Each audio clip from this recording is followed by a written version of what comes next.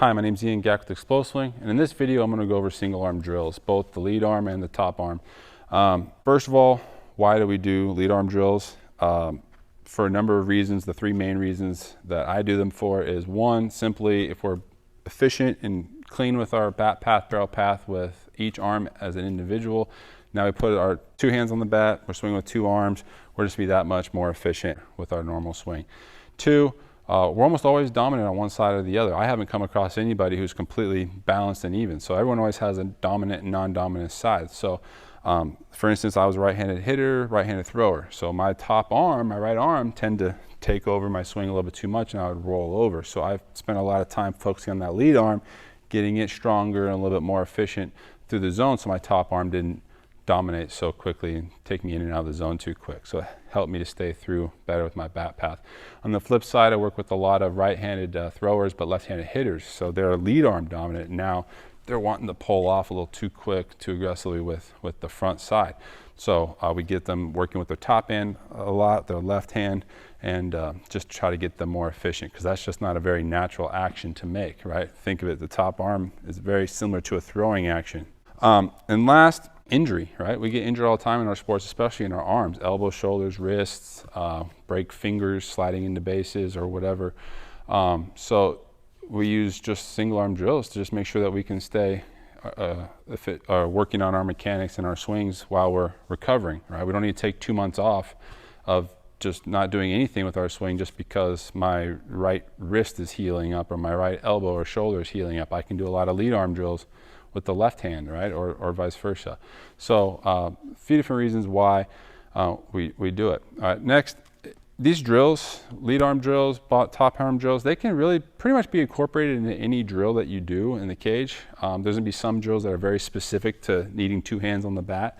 But other than that, a lot of drills can just, like, hey, let's do this drill with the lead arm. Okay, we'll do off-center front toss, but we'll do it with the lead arm or the top arm, or we'll do down to out with a crossover, but we'll do it with the lead arm or the top arm. So there's a lot of different drills that you can just incorporate this into, okay? And then next, simply you can do it off a tee, side toss, front toss, BP, if you're a lot more, if you're really comfortable with it or you're a lot more advanced. I've seen it done off of BP and I've seen it done off of pitching machines, but I don't recommend that right away, right? Really build up and feel confident off the tee, side toss, front toss with it first, okay? Next, the type of bat that we're using. I like to use a shorter bat, lighter bat, that way, you know, it's just less stress on each individual arm. I like to be typically in that range of 4 to 6 inches shorter than your game bat. So this is a 28-inch bat. Let's just say my game bat's 33 inches, so that puts me at about 5 inches less than my regular bat. So, you know, right in that 4 to 6 inch range is a good range to be in. I like to use the control bat, so we can add weight to the knob, so we can feel a little bit of the barrel turning itself, a little counterbalance, or put it in the barrel. So that way we can feel exactly where the barrel is and work a little bit more strength. But use any shorter bat you want, old Little League bat, or go buy a short bat. Just so, again, it's just easier to handle when we're going individual arms. If you don't have one, just choke up on your regular game bat, 4 to 6 inches, and that's definitely a good way to go about it as well. All right, so when you're setting up your drill, so I'm going to go as a normal regular stride load with it. Just make sure you got your depth, your distance off the plate, I should say, not depth of contact, but your distance off the plate correctly. Remember, about a bat length off the outside corner is where you want to be. So if you have a 28-inch bat in your hand and your normal game bat's 33 inches, you got to scoot up 5 inches, all right, to get the same type of plate coverage and have everything be in the same type of relationship to where you're standing, where you're hitting with the bat, okay? So next, with the setup, one other setup thing is I like to take the off arm, right? This goes for bottom hand or top hand, doesn't matter. And I like to place it across our chest for a couple of reasons. One, you give it a place to be, it's out of the way, okay? Two, it just keeps us more directional. I find that if hitters are, let's just say they're leaving this top arm dangling, we're doing bottom hand drills, a lot of times we want to try to rely on the chest and the front shoulder to take us there. And we just want to feel being more directional. So I have that hand on my chest, it just kind of helps me feel to stay a little bit more directional through the zone. Same thing on the other arm here. Now I have this here, it's out of the way. This is where it can kind of be in the way. But also if I leave this lead arm dangling, again, I tend to want to open up with the chest and the shoulder. This just helps me to stay feeling more directional, okay? So back to the lead arm. How we also want to set this up is I like to have the lead arm setting off the back shoulder, okay? So resting it on the outside of the back shoulder, not inside, all right? So a lot of times I see hitters coming here inside, but think about it, if I have two hands on the bat, that's gonna be a push, right? My hands are inside my back shoulder.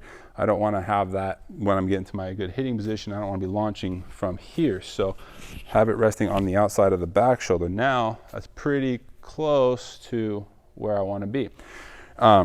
The other reason I rested on the shoulder is just to take some stress off the lead arm, right? A lot of us, it's our non-dominant arm out already. So we just take a little bit of stress off of it. It's gonna be kind of tiring anyway. If you go over, a certain number of reps, it's gonna get pretty tiring. So it just gives us a place to kind of rest that bat and take a little bit of stress off, okay? The other reason I like to rest it on the back shoulders, and this is a reason why I do lead arm drills too, another one, is a hitter that likes to pull off a lot, relying on that front shoulder, I like to get him to think about the back shoulder. So now if I rest on the back shoulder, I can think about that back shoulder delivering barrel to the ball. So now I'm a little bit more connected with my turn. I can think, okay, back shoulder, and release that barrel through the ball. So that just helps me to stay a little bit more connected with the back side. So performing the drill, there's two things I like with lead arm drills and top arm drills. Stopping at contact or check swings and going to extension. I don't like hitters really to swing full on with the lead arm or the top arm, right? Reason being is we tend to just, again, rely on the wrong muscle groups and we tend to pull off, especially with the lead arm. Top arm, we tend to, again, pull off, but we end up a lot of times rolling because we're really trying to be dominant. We want to be efficient with these drills, right? We're not trying to just, I'm not trying to crush this thing 400 feet with one arm. It's not going to be possible really, right? So we're doing this for very specific reasons, really mostly to help us turn the barrel and get a good path through the zone. So we stop at contact or check swings and extension. It helps us to be efficient with the swing. So how you perform a drill here, especially with like a lead arm, we're just going to basically take let's just do a normal swing. We're just gonna take our normal swing. We're gonna make sure we load still, okay? So in place of this action here, since we don't have the top arm on there, I'm gonna load into that back hip and feel like the back shoulder as well, load, and then I'm gonna go from there, stride load, okay? Okay, I like to hold my finish there too, so I can still check posture, balance, head position, ball flight, all that good stuff. So after I go with check swings, I progress it to extensions. Okay, that's a good way to go about it. Check swings and then work your way to extensions. Again, I don't like to go full swings. All right, you can really check your positions there. Now top hand, same thing here. I'm gonna have my bottom hand across my chest. Now I can actually load though. A little easier, the same direction, the same way I would with my normal swing. So elbow working in the back or knob to the armpit, scap load, right? Feeling that shoulder lead and do the work, okay? So from here, again, it's a little bit easier now. Hand is off the back shoulder. We're just gonna load and then go to check swing, okay? And I'm just working middle on everything here. Okay. Checking ball flight, checking head position, posture, all that good stuff. I use palm up, right, with this arm, palm down with this arm. Okay. Now I work to extension. Okay. Holding that position, checking posture, checking is my barrel, my palm up and my barrel pointing in the right direction, knob to pointing back to my chest so that I release the right way, all that good stuff. And you can work the tee in, out, up, down, wherever. And again, these same principles are going to apply to side toss, front toss, and even BP and machine if you get to that level. All right, thanks for watching.